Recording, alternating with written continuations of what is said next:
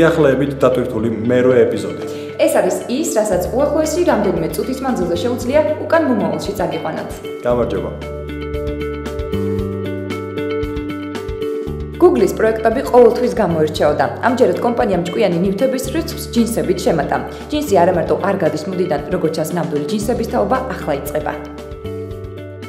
მსოფლიოში ყველაზე პოპულარული საძიებო სისტემა Google-მა კვლავ გადაწყვიტა წარსდგეს ახალ ამპლუაში. ამჯერად სპეციალისტებმა გადაწყვიტეს ძალების გაერთიანება ჯინსის ტანსაცმლის უმსხვილეს მწარმოებელთან ლევისთან. ახალი ჭკვიანი ნაჭრის შექმნაში, რისგანაც შემდგომ შეიქმნება ჭკვიანი ტანისამოსი.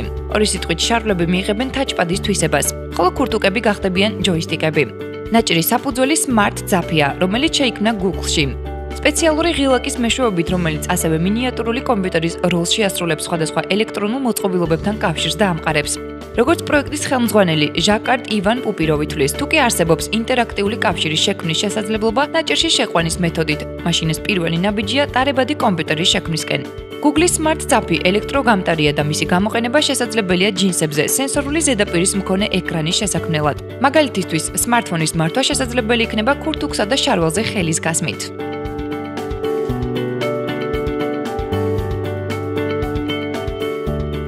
Google-ის თანამშრომლების თავგამოდებულმა მცდელობამ შეიძლება სენსორული ეკრანები წარსულს ჩააბაროს. ახლო მომავალში ეკრანზე ან კლავიატურაზე შეხების საჭიროება აღარ იქნება. Google-ში მუშაობენ ჟესტების მართვის ახალ მოწყობილობაზე. პროექტის სახელწოდებით Project Soli იყენებს რადიოლოკაციურ ტექნოლოგიას ადამიანის ყველაზე უმნიშვნელო მოძრაობისა და ჟესტების ამოსაცნობად, რაც ქმნის ახალ შესაძლებლობებს პორტატულ მოწყობილობებსა და სისტემებთან ურთიერთქმედებისთვის. მიუხედავად იმისა, რომ პროექტი ადრეულ სტადიაზე იმყოფება, მზა პროტოტიპებს უკვე შთამბეჭდავ შედეგებს აჩვენებენ, რაშიც თავად დარწმუნდებით ვიდეოს ნახვის შემდეგ. Project Solis ფარგლებში მიმდინარეობს ახალი ინტერაქტიული სენსორის შემუშავება, რომელიც აწყობილია რადიოლოკაციური ტექნოლოგიების ბაზაზე. ახალ სენსორს საოცრად მაღალი სისწრაფითა და სიზუსტით შეუძლია აკონტროლოს ადამიანის ხელისა და თითების ყველაზე შეუმჩნეველი მოძრაობაც კი. შექმნილი სენსორების მიკროპროცესორში ინტეგრირება და სხვადასხვა გაჯეტებსა და ელექტრონიკაში გამოყენებაა შესაძლებელი. ასეთი შემუშავება მომავალში პორტატულ გაჯეტებსა და მოწყობილობების მართვას მნიშვნელოვნად გაამარტივებს. მაგალითად, ხმის სამართავად აღარ იქნება საჭირო არანაირი ღილაკების დაჭერა ან ეკრანზე თითის მიდება. საკმარისი იქნება ჰაერში ორი თითის ოდნავ გაქნება, თითქოს ხმის ვირტუალურ გორგოლად სატრიალებთ. სხვა ფუნქციების მართვაც ყველასათვის ცნობილი ინტუიციური ჟესტებით იქნება შესაძლებელი.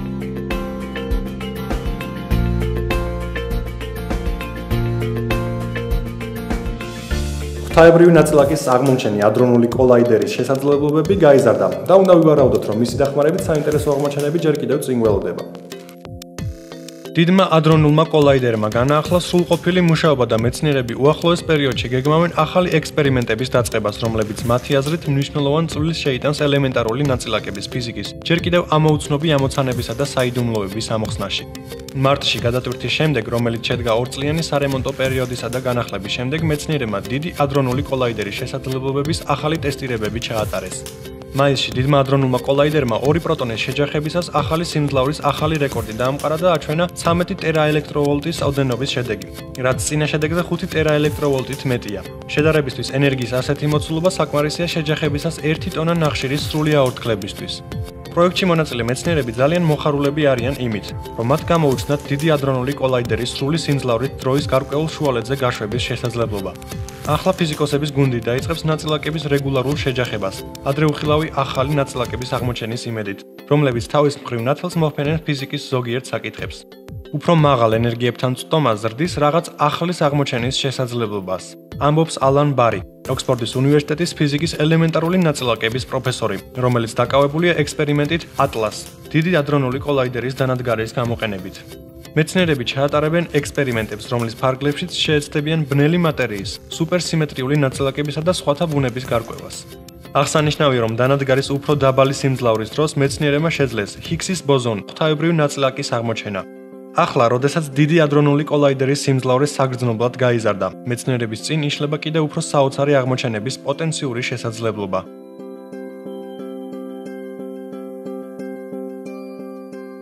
მეგობარი, ახლოს უნდა გყავდეს, მტერი კი უფრო ახლოს. ამ სიტყვებს შეესაბამება ჩვენი შემდეგი სიახლე. ამერიკელების ერთ-ერთი მთავარი მტერი კი ქარიშხალია. ნახოთ რა ხდება მაიამის ლაბორატორიაში. მაიამის უნივერსიტეტის მეცნიერები იკვლევენ ამინდის პირობებს მათ ახალ ლაბორატორიაში განთავსებული გრიგალის მსოფლიოს უდიდესი გენერატორის დახმარებით. 1400 ცხენის ძალის სიმძლავრის მქონე ვენტილატორი ეხმარება მკვლევარებს მეხუთე კატეგორიის გრიგალების გამოწვევაში. 45 მილიონი დოლარის ღირებულების ლაბორატორია მდებარეობს უნივერსიტეტთან არსებულ როზენშტილის სახელობის ოკეანისა და ატმოსფერული მეცნიერებების სკოლაში. სიმულატორი შედგება 23 მეტრის სიგრძისა და 2 მეტრის სიღრმის მქონე გამჭვირვალე აკრილის კედლების მქონე აუზისგან.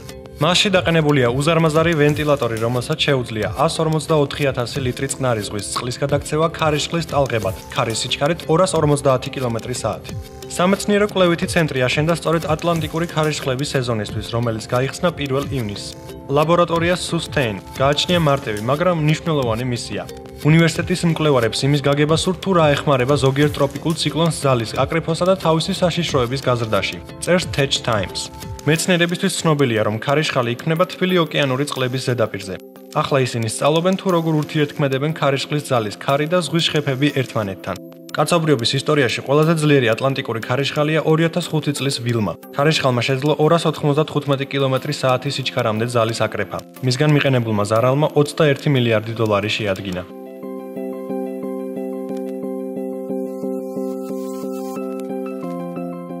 დათუნია ტედის კონკურენტი გამოუჩნდა. მისი სახელია Huggable და ის შეეცდება პაციენტი ბავშვების გაბედნიერებას. Huggable ასე ქვია რობოტ დათუნიას, რომელიც შეიმუშავეს Media Lab ლაბორატორიის სპეციალისტებმა მასაჩუსეტის ტექნოლოგიური ინსტიტუტის კედლებში. ეს მომხიბვლელი რობოტი განკუთვნილია ამა თუ იმ მიზეზით ჰოსპიტალიზირებულ ბავშვებთან საურთიერთოდ. პოტენციურად Huggable-მა უნდა შეამციროს ბავშვის სტრესის დონე, ყურადღება ტკივილის შეგრძნებისაგან გადაატანინოს და დაეხმაროს დამშვიდებაში. სოციალური რობოტების სფეროში კვლევები უკვე რამდენიმე წელი მიმდინარეობს, მაგრამ სწორედ წელს Media Lab-ის მკვლევარები შეუდგნენ რობოტ დათუნიას კვლევებს უშუალოდ ბოსტონის საბავშვო ჰოსპიტალის ნამდვილ პაციენტებზე. რა თქმა უნდა, ბავშვსა და სათამაშოს შორის დიალოგის გასამართად ჯერჯერობით ცოცხალი მსახიობი გამოიყენება, რომელიც გვერდით მდებარე ოთახიდან დისტანციურად მართავს Huggable-ს. მსახიობი ხედავს და უსმენს ბავშვს. შეუძლია რობოტის თავისა და კიდურების, ასევე მისი მიმიკის მართვა. ბავშვები სხვადასხვანაირად აღიქვამენ რობოტს. ზოგს მოსწონს, ზოგში კი უნდობლობას იწვევს.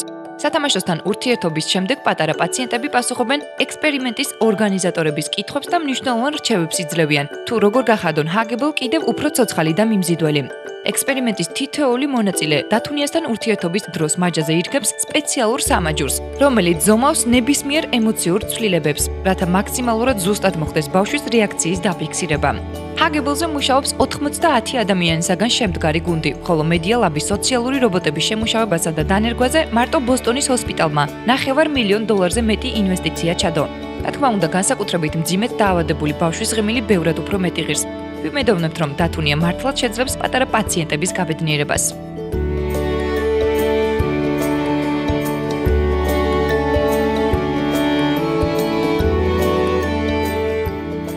თვითმფრინავი, რომელიც მზის ბატარეებით მსოფლიოს გარშემო მოგზაურობს, რამდენჯერმე გახდა ჩვენი გადაცემის გმირი. დავიდრე ეს მოგზაურობა არ დასრულდება, ჩვენ კვლავაც გიამბობთ სიახლეებს Solar Impulse 2-ის შესახებ. 5 დღე, 5 ღამე, ერთი პილოტი და არავითარი საწვავი. Solar Impulse 2 თვითმფრინავი მზის ბატარეებზე გაემგზავრა მსოფლიოს ირგვლივ მოგზაურობის ყველაზე ხანგრძლივ ეტაპზე. 8000 კილომეტრიანი გადაფრენა წყნარ ოკეანეზე, ნანკინიდან ჰავაიმდე. პილოტების ანდრეა ბერბერის და ბერტრან პიკარდის მიერ ეგრეთ წოდებული ჭეშმარიტების მომენტი წყნარ ოკეანეზე უამინდობის გამო რამდენჯერმე გადაიდო. Solar Impulse 2 გაფრენას 21 აპრილიდან ელოდება. პილოტები რიგრიგობით შეეცვლებიან ერთმანეთს სხვადასხვა ეტაპებზე. ამ ეტაპზე პილოტი ანდრე ბოშბერგია. მისიის დირექტორის რეიმონდ კლერკის თქმით, თვითმფრინავი თავდაპირველად სამხრეთ კორეასა და ჩრდილო-დასავლეთ იაპონიას გადაუფრენს, ხოლო შემდგომ წყნარ ოკეანეს. ის არ გამორიცხავს, რომ ფრენა დროში გაიწელება და Solar Impulse 2 ჰავაიზე მე-6 დღეს საღამოს დაფრინდება. ანდრე ბორშბერგს მინიმუმ 130 საათი ფრენა მოუწევს. მან ამ ეტაპს ჩემი ცხოვრების ფრენა უწოდა. მარტში Solar Impulse 2-ით პირველ ეტაპზე მან აბუ-დაბიდან ომანში ფრენა განახორციელა. როგორც მოსალოდნელია, მსოფლიოს ირგვლივ ფრენა 35000 კილომეტრის მანძილით დაახლოებით 5-6 დღეს გასტანს. სპორტზე საკმარისი პროდუქტი და სპორტული სასმელები არაც. ბორშბერგს ერთი კვირა ეყოფა, იმ შემთხვევაში თუ გაუთვალისწინებელი მიზეზების გამო ფრენა გაჭიანურდება. ავარიის შემთხვევაში თვითმფრინავი აღჭურვილია ჟანგბადის ბალონით, პარაშუტით და სამაშველო ტივით. ჰავაიზე პილოტები შეეცვლებიან, თვითმფრინავი ფენიქსში გაემგზავრება.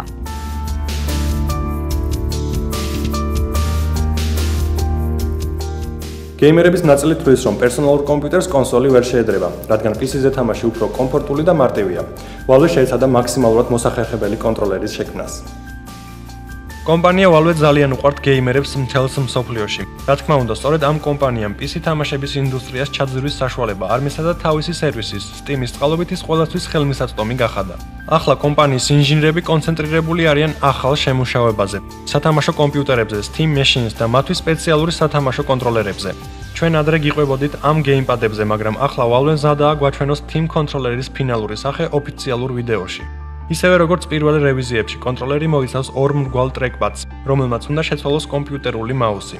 ერთ-ერთი ტრეკპადი აღჭურვილია D-pad ფუნქციით. აქვე არის ჩვეული ანალოგიური სახელური, რითაც PlayStation 4-ის კონტროლერებს გვაგონებს. ძირითადი ღილაკები იგივე რაც Xbox-ის ოჯახის სათამაშო კონსოლებზე. კონტროლერის ზედა და უკანა ნაწილზე განთავსებულია ტრეგერების 3 წყვილი. ორი წყვილი კლასიკური, როგორც სათამაშო კომპიუტერების გეიმპადებზე, ხოლო მესამე რაღაცით სათამაშო საჭის სიჩქარეების გადამთვალს წააგავს. ნახოთ, თუ რამდენად მოსახერხებელი იქნება.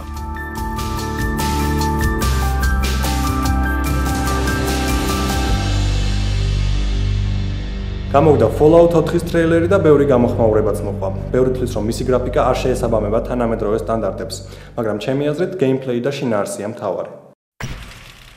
გაიხარეთ პოსტაპოკალიფსურ უდაბნოში თავგადასავლების მოყვარულებმა. თამაში Fallout 4-ის შექმნა დასრულების სტადიაში იმყოფება და მეტიც, უკვე გამოჩნდა პირველი ტრეილერიც, რაშიც წარმოდგენილია მომავლის სამყარო, სადაც გადარჩენას ყველა ვერ შეძლებს. რაც უფრო ახლოვდება სათამაშო გამოფენა E3 2015, მით უფრო ხშირად ვიგებთ ასეთ მშვენიერ სიახლეებს. როგორც ჩანს, E3-ის პრეზენტაციის ფარგლებში Bethesda-მ ბევრად მეტი სათამაშო პროცესი წარმოადგინა, ვიდრე ეს ნაჩვენები იყო პირველ ტრეილერში. ბევრ კითხვას აჩენს საკმაოდ წინააღმდეგობრივი ვიზუალური კომპონენტი. თამაში იქმნება 3 პლატფორმისთვის ერთდროულად: PS4, Xbox One და PC. რჩება შეგრძნება, რომ გრაფიკა გათვლილი არ არის Next Generation-ის კონსოლებზე. მიუხედავად თამაშის უხეში ვიზუალური მხრის, ის მაინც გასართობი და მრავალფეროვანი იქნება. ასე რომ, დაველოდოთ 14 ივნისს, როდესაც წარმოგვიდგენენ მეტ სათამაშო პროცესს და სავარაუდოდ გამოსვლის ზუსტ თარიღსაც გვამცნობენ.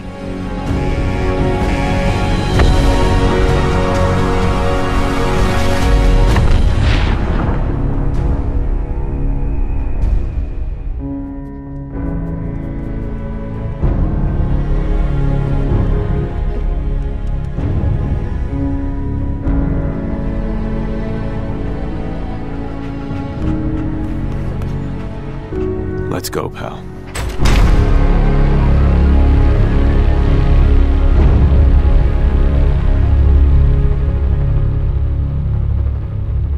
პატარა ორიგამი რობოტი თავისით იკეცება, მოძრაობს, ცურავს და ორთქდება. არ ვიცი მისი გამოყენება რაში შეიძლება, მაგრამ ვიდეომ, რომელსაც ახლა ნახავთ, ნამდვილად სასიამოვნო განწყობა შემიქმნა. ICRA კონფერენციაზე, რომელიც გაიმართა სიეტლში, მასაჩუსეტის ტექნოლოგიური ინსტიტუტის მკვლევარებმა წარმოადგინეს უნიკალური მინიატურული რობოტი. ორიგამის მსგავსად ის ავტომატურად იშლება, რის შემდეგაც შეუძლია შეასრულოს მიცემული დავალებები. საოცარი გამოგონების თავდაპირველი იერსახე წარმოადგენს მცირე ზომის ფურცელს მაგნიტით. ჩართვის შედეგად ის სულ რამდენიმე წამში იწყობა. მას შეუძლია გადალახოს სხვადასხვა წინააღმდეგობები, მათ შორის წყალი. ასევე შეუძლია გადაადგილოს პატარა ზომის საგნები. შესრულებული მისიის შემდგომ რობოტი საკმარისია მოვათავსოთ მცირე ზომის აცეტონის კილოში, სადაც ის უბრალოდ აორთქლდება. რა თქმა უნდა, ყველაფერი მაგნიტის გარდა.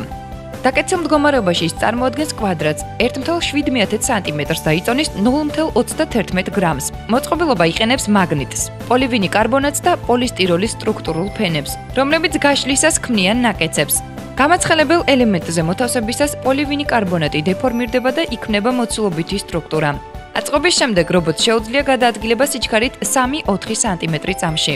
რაც შეეხება გამოყენებას, წარმოდგენილი პროტოტიპით სავარაუდოდ დიდ სარგებელს ვერ ნახავთ, მაგრამ გამომგონებლები გეგმავენ რობოტს უფრო რთული დავალებების შესრულება ასწავლონ. ასევე სენსორების ჩაყენებას, რათა რობოტმა ავტონომიური მუშაობა შეძლოს, რაც შეიძლება გამოყენებულ იქნას სამედიცინო აპლიკაციებში.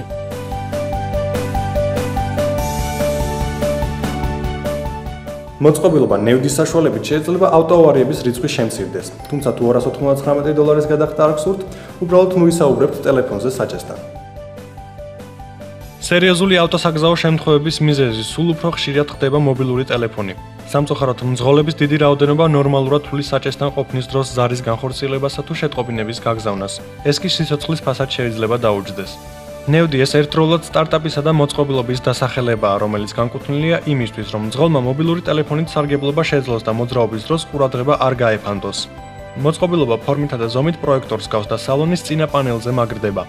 მის მოქმედებაში მოსაყვანად აუცილებელია smartphone-თან უსადენო კავშირის დამყარება და მცირე გამჭვირვალე ეკრანის გახსნა, რომლის საშუალებითაც მიეწოდება ინფორმაცია ნაკად რეჟიმში სიჩქარის შესახებ, ნავიგაცია, შემოსული ზარებისა და ტექსტური შეტყობინების შესახებ. ნევდის მართვა ხორციელდება გარკვეული ჟესტების დახმარებით. გამოსახულება საქარე მინის მონაკვეთზე ჰოლოგრამის სახით აისახება. მოწყობილობის შექმნის იდეა ეკუთვნის დაგ სიმსონს, რომელიც წარსულში HP-ს ერთ-ერთი წამყვანი სპეციალისტი გახდა, სადაც მან 10 წელი იმუშავა. მან უკვე მოახერხა თავისი პროექტის რეალიზებისთვის დაახლოებით $27 მილიონი შეგროვება და წინასწარი შეკვეთების ხარჯზე 6 მილიონის მიღება. ნევდი გაიყიდება $299.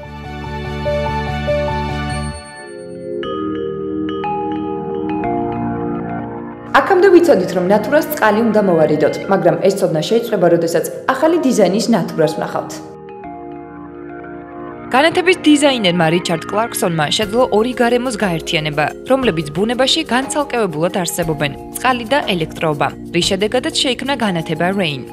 განათება მოთავსებულია მინის სფეროში, მის ზედა ნაწილში მდებარეობს წყალგაუმტარი შუქდიოდური ნატურა, ხოლო ქვევით დაახლოებით ნახევრამდე სფერო გავსებულია წყლით. ნატურის გვერდით დაყენებულია მიკროპერისტალტიკური ტუმბო, რომელიც წყალში ჩაშვებული მილის მეშვეობით ქაჩავს წყალს ზედა ნაწილში, საიდანაც მცირე ნახრეტებიდან გარკვეული თანმიმდევრობით ისევ ზედაპირზე წვეთავს. შედეგად შუქი წყლის გავლით იატაკზე წარმოსახვის მომაჯედოებულ ანარეკლებს ქმნის. ტუმბოს მომართვა შესაძლებელია წყლის მიწოდების სხვადასხვა რეჟიმზე. თავად რიჩარდ კლარკსონს ყველაზე მეტად მოსწონს, როდესაც 3 წვეთი ზედიზედ ჩქარი თანმიმდევრობით ეცემა და იქმნება თვალწარტაცი სიჭრელე. განათების შესაქმნელად რიჩარდის თააგონა აკვარიუმში განათებული თევზების ანარეკლით ჭერზე შექმნილმა ნაყშმა. თავისი ქმნილება მან წარმოადგინა ნიუ-იორკის დიზაინის კვირაულზე და $940 შეაფასა.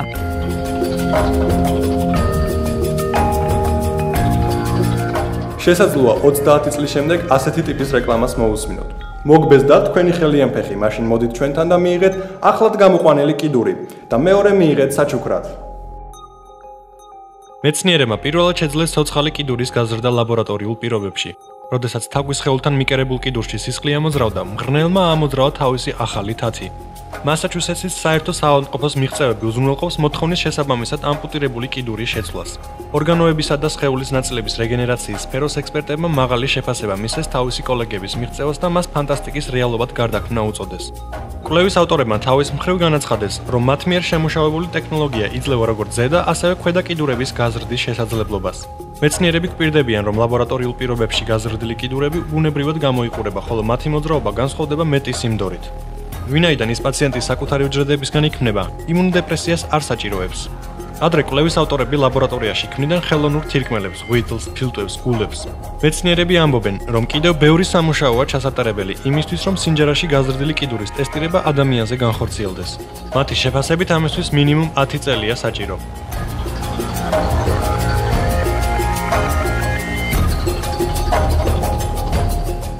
მერვე ეპიზოდმა საკუთარი თავი ამოწურა. ამიტომ ისევ ერთი კვირით მე-9 ეპიზოდამდე გემშვიდობებით.